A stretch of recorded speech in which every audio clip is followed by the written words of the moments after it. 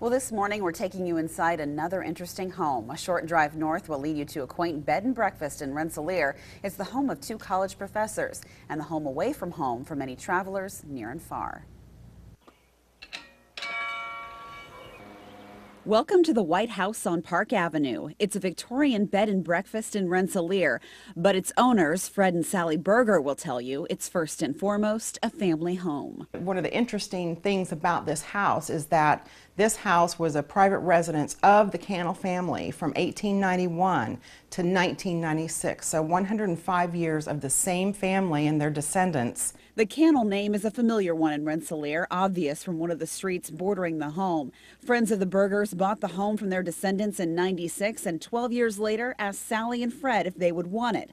At first, the Bergers said no way, but a tour of the home quickly made them think again. We came over and looked at the house, fell in love with it. We drove away and Fred said, "We've got to do this."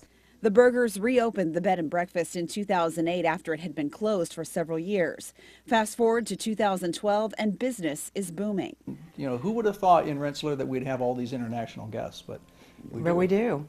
The home only has 4 bedrooms for guests, but these bedrooms are something to see, each with a different theme, color, and style. What the Bergers seem to love most about their Victorian B&B is the history. There are a lot of stories. You know, it's Yes. a trite phrase, if walls could talk. And in this case, the walls do talk, in a way. The Bergers have spent time sifting through books and having conversations with the Cannell descendants, learning all they can about their home.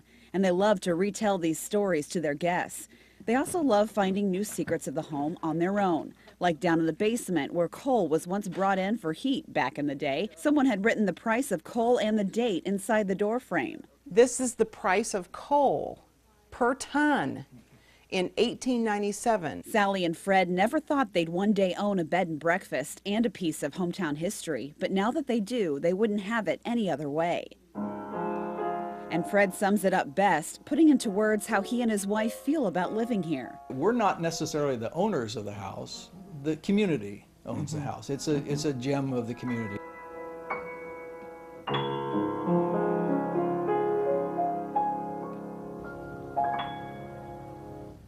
There's so much detail inside this historic Victorian house, we weren't able to show you everything, but we'll be posting a photo gallery with this story shortly on WLFI.com.